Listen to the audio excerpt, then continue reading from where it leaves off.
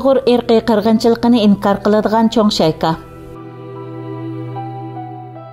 Yaqında Washingtondagi aqllar ambiri yangi liniya strategiya va siyosat instituti Alexander Raytros bilan Courtney Thompson tarafidan tayyorlangan Uyg'urlar boshdan kechirayotgan irqiy qirg'inchilikni inkor qilish uchun shapashlayotgan Xitoy bilan shundaqla o'zaro zich bog'lanishi bor bo'lgan puldorlar va tadqiqotchilardan tarkib topgan bir shaykining umumiy qurilmasini dalillar asosida yoritib bergan bir parcha doklad e'lon qilgan bo'lib, mazkur programma shu dokladning asosiy mazmunini huzuringizga sunadi.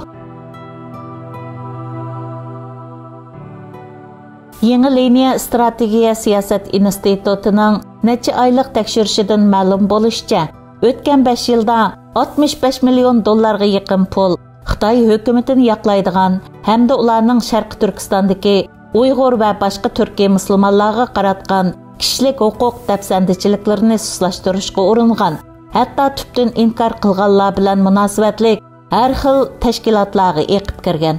Halbuki bu pullar asosan baji kechirim qilingan mablag' fondi va xayr-saxovat organlaridan tashkil topgan bir murakkab tor orqali yurishtirilgan bo'lib, bu apparatlarning hammasi rahbarlik qatlami orqali birla odamga, ya'ni 67 yoshlik amerikalik fan texnika magnati Neville Roy Singamga markazlashidi.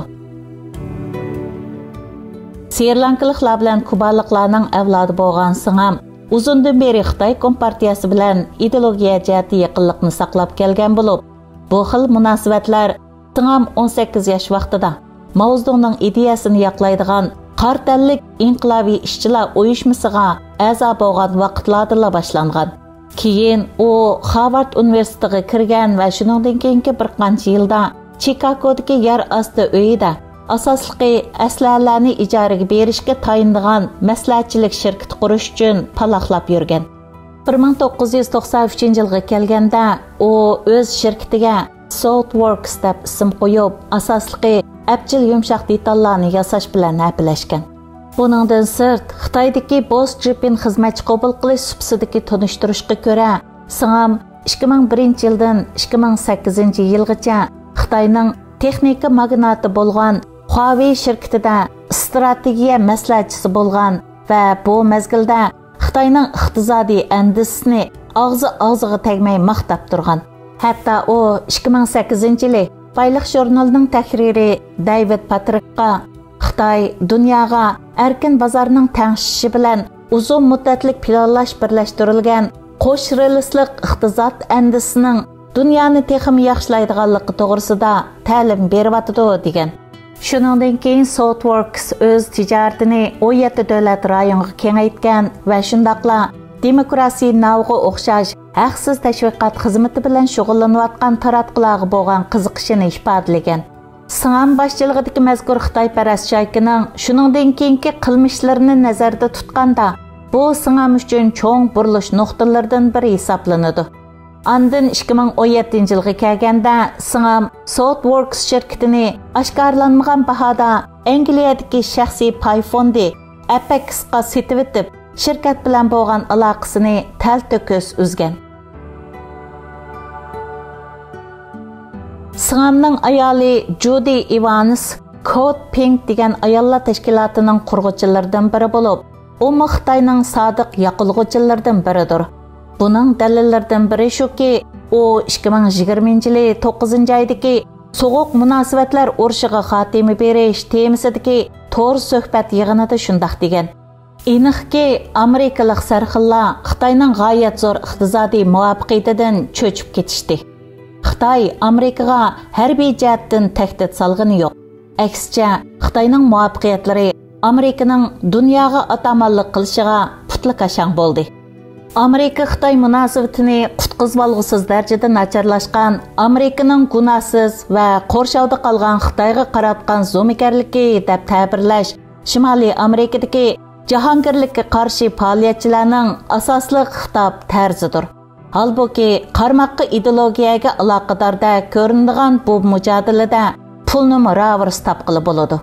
Singamning ayoli Ivanis dal mushu xil jahongirlikka qarshi faoliyatchilarni mablag' bilan ta'minlaydigan asosli kanallardan biri bo'lmish Xalq yardımı fondining qurg'uvchilaridan biri bo'lib, mazkur fondning 163 million 700 ming dollar mablag'i bor. 2017-yili Sing'amning qo'lida ishlagan kishilar uchun intayin mo'yin bir yildek qiladi.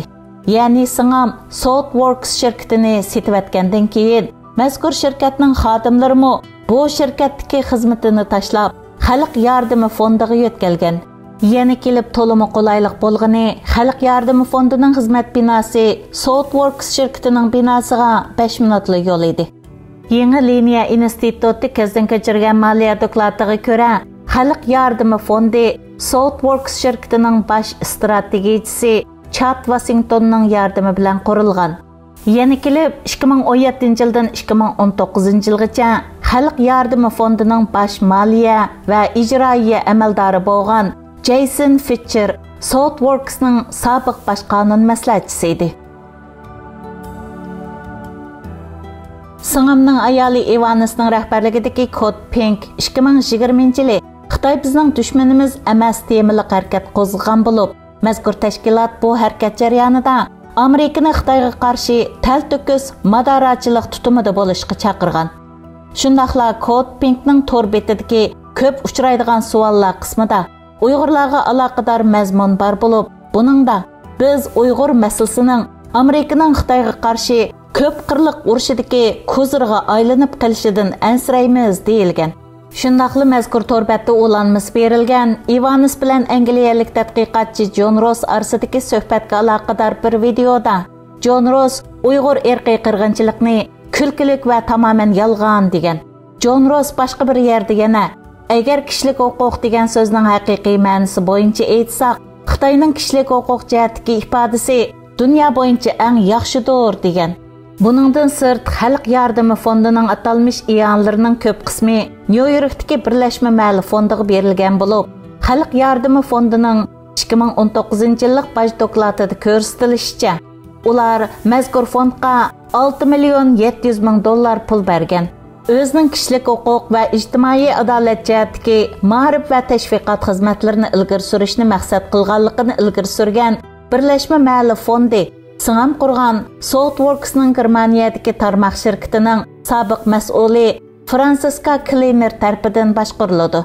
Shundaqla bir qator murakkab mashg'ulotlardan keyin Xalq yardımı fondidan Birlashma Mali fondiga iyona qilingan pullar yana mazkur organ bilan bog'lanishliq ikki apparatga taqsim qilingan. Masalan, 2019-yili Birlashma Mali fondi Tri-Continental ismli tashkilotga 700 ming Amerika dollari iyona qilgan. Halbuki mazkur tashkilotning muavin mudiri Renita Porto Bogni dal Birlashma Mali fondining mudiri va moliya mas'uli edi. Tri-Continentalning qurg'uvchisi Vijay Prashad ilgari Connecticut shtatining Hartford shahridagi Trinity institutining xalqaro tadqiqot professori edi. Ammo u 2017-yili Trinity institutidan istifa bergan bo'lib, hozir Xitoy Xalq universiteti qarmog'idagi aqllar ambiri bo'lgan Chongyang pul muomala tadqiqot institutining oliy tadqiqotchisidir. Prashadning mazkur institutdagi xizmatdoshlaridan biri yuqorida ismi qayd qilingan Uyg'ur irqiy qirg'inchiligini tamoman yolg'on degan atalmish tadqiqotchi John Rossdir. Prashadning yozmalari asosligi Xitoy hukumatining Sharq Turkistondagi Uyg'urlarga qaratgan keng ko'lamlik tutqun qilish, qayta tarbiyalash, majburiy emgak silish va majburiy tug'mas qilib o'tishdek qabiy kishilik huquq dafsandichiliklarga chapan yepishga markazlashgan. Masalan, 2021-yil 4-oyda Prashad Globetrotter nomli bir tashkilot uchun maqola yozgan va bu maqola keyin Asiya vaqt gazeti va Xalq tez xabarlar gazetida e'lon qilingan bo'lib, mazkur maqolada mundaq deyilgan: Amerika hukumatining Xitoyga qarshi uchur urushi Xinjiangda irqiy qirg'inchilik bo'layotganligining faktlarini paydo qildi. Irqiy qirg'inchilik bo'layotdi degan hukm o'ttirg'i qo'yilgandan keyin bu Amerikaning diplomatik va iqtisodiy urush qilishiga yo'l ochdi. Shundaqli Prashad o'zining Globetrotterda e'lon qilgan maqolasida Uyg'ur qirg'inchiligini inkor qilib uzoq o'tmayla yana RJ Iskop bilan Saat 0 nomli YouTube kanalida suhbat o'tkazib, kishilik huquq kuzatuvchilarining Uyg'urlar irqiy qirg'inchilikqa uchrayotidi deyishiga qanday dalili bor? Amaliyotda ularning hech bir dalili yo'q degan.